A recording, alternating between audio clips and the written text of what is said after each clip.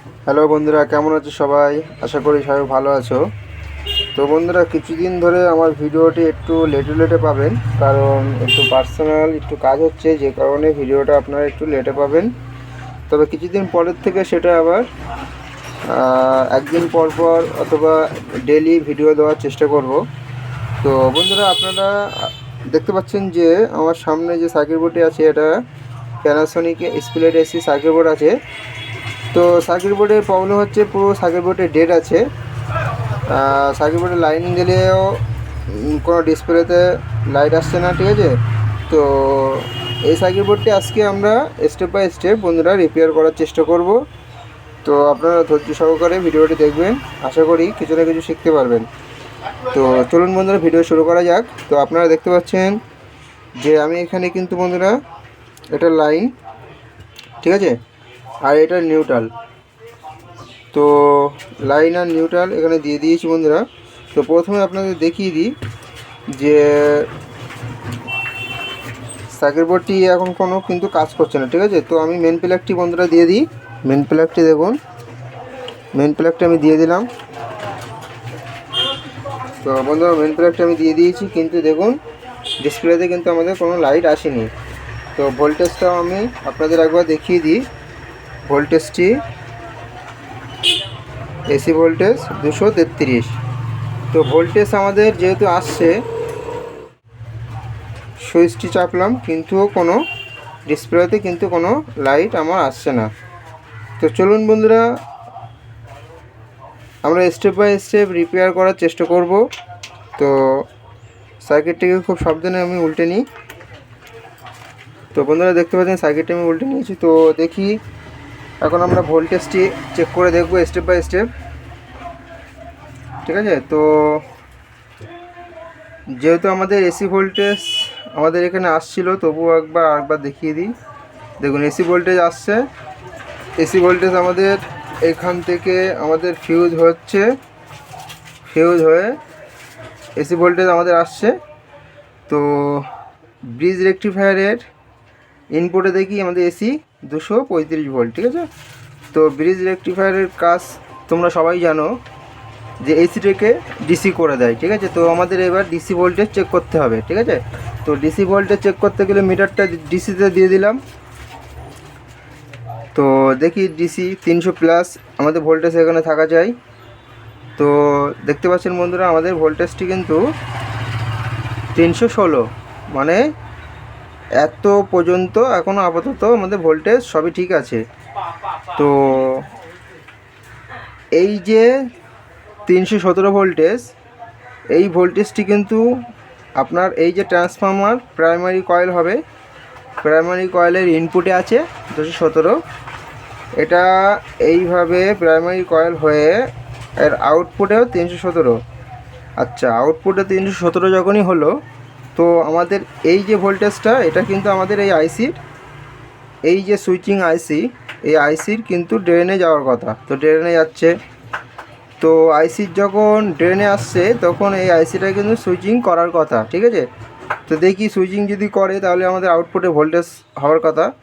তো এখানে আউটপুটের ভোল্টেজ দেখতে গেলে আপনার এটা 15 ভোল্ট, যেটা ডিসি মোটরকে চালানোর জন্য 15 ভোল্ট। তো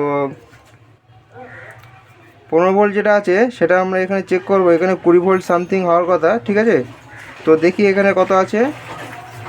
তো এখানে 21 ভোল্টেজ আছে, আর 15 ভোল্টটা তোমার এই পিনে 15 ভোল্ট হবে, ঠিক আছে।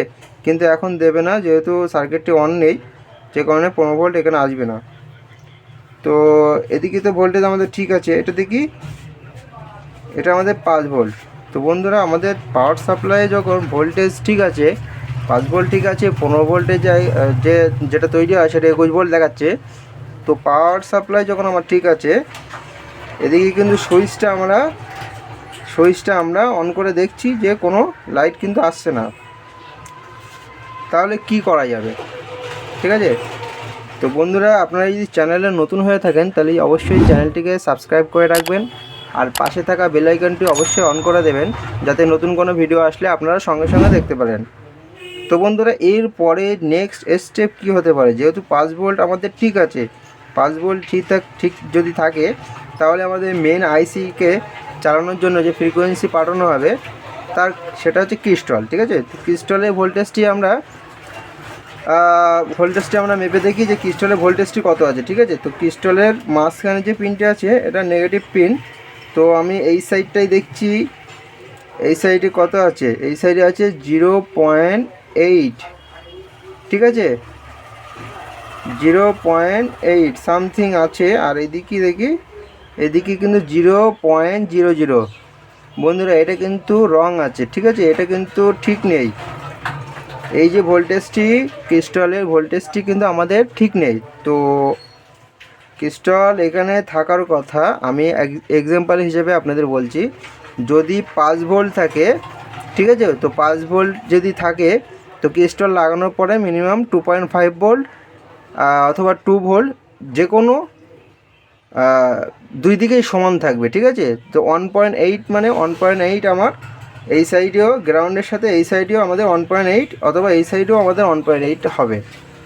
আর 2.5 থাকা মানে এদিকেও 2.5, এদিকেও 2.5 থাকার কথা। তো আমরা দেখতে পাচ্ছি একদিকে 0.8 আছে আর একদিকে 0.012। তার মানে এটা, এই ক্রিস্টালটা আমাদের খারাপ আছে। ঠিক আছে, তো আমরা এই ক্রিস্টালটি আমরা চেঞ্জ করে দেখব যে আমাদের সার্কিটটি অন হচ্ছে কিনা, ফ্যান চলছে কিনা, কম্প্রেসার চলছে কিনা, সব কিছু ডিটেলসে দেখব। তো বন্ধুরা আমি মেন প্লাগটি খুলে দিলাম, এখন আমি এই ক্রিস্টালটিকে চেঞ্জ করব।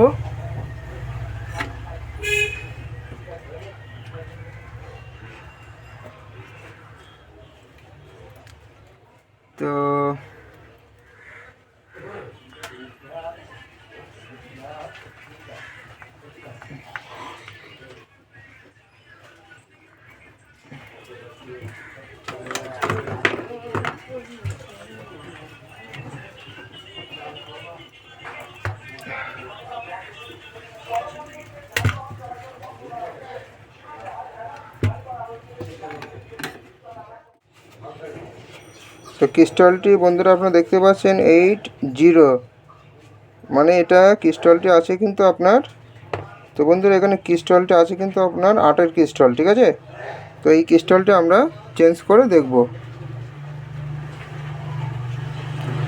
তো আমরা একটা ক্রিস্টাল নিয়ে নিই।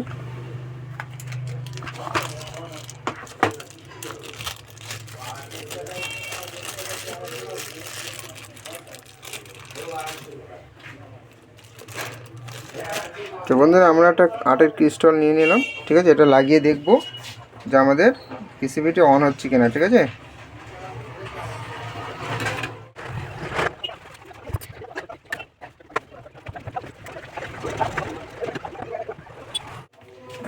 তো বন্ধুরা দেখতে পাচ্ছেন আমি কিন্তু ক্রিস্টালটি লাগিয়ে নিয়েছি। ঠিক আছে, তো দেখুন আমি ক্রিস্টালটি কিন্তু চেঞ্জ করেছি।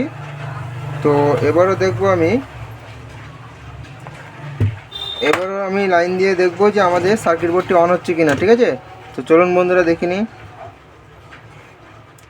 তো আবার আমি মেন লাইনটি দিয়ে দিই। তো মেন লাইনটি বন্ধুরা দিয়ে দিয়েছি, দেখি সুইচটিকে অন করে দেখি। তো বন্ধুরা দেখুন, যেই সুইচটি আমি অন করলাম সেই কিন্তু আমাদের ডিসপ্লেতে কিন্তু লাইট চলে এসছে। তো বন্ধুরা পিসিবি রিপেয়ার করা খুবই সোজা। তো আপনারা একটু ধৈর্য ধরে ভিডিওগুলো দেখলে অবশ্যই পিসিবি রিপেয়ারিং শিখতে পারবেন। একটু চেষ্টা করতে হবে আপনাদের। তো দেখি আমি যে আমাদের ফ্যানটি চলে কিনা সেটাও একবার দেখে নেবো, আউটপুট দিচ্ছে কিনা সেটাও একবার চেক করে নেবো। তো আমি মেন প্লাগটি আবারও খুলে দিলাম বন্ধুরা।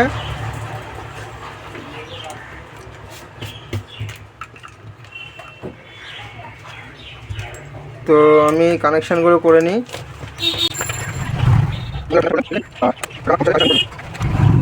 ফাইনালি দেখি যে আমাদের কম্প্রেসার আউটপুটটি দিচ্ছে কিনা। তো আবারও মেন সুইচ আমি দিয়ে দিলাম। ঠিক আছে, মেন সুইচ দিয়ে দিলাম, যেহেতু আমাদের সেন্সার লাগানো ছিল না, যে কারণে আমাদের প্রবলেম হতো, তো যে কারণে আমি সেন্সারটি লাগিয়ে দিয়েছি। তো দেখি আমাদের এবার কম্প্রেসারের আউটপুটটি দিচ্ছে কিনা বন্ধুরা একবার দেখব।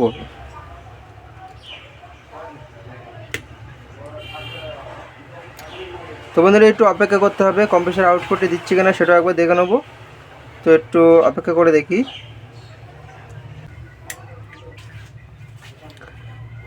তো বন্ধুরা দেখতে পাচ্ছেন যে আমাদের কম্প্রেসারের আউটপুটটি কিন্তু দিয়ে দিয়েছে, ঠিক আছে।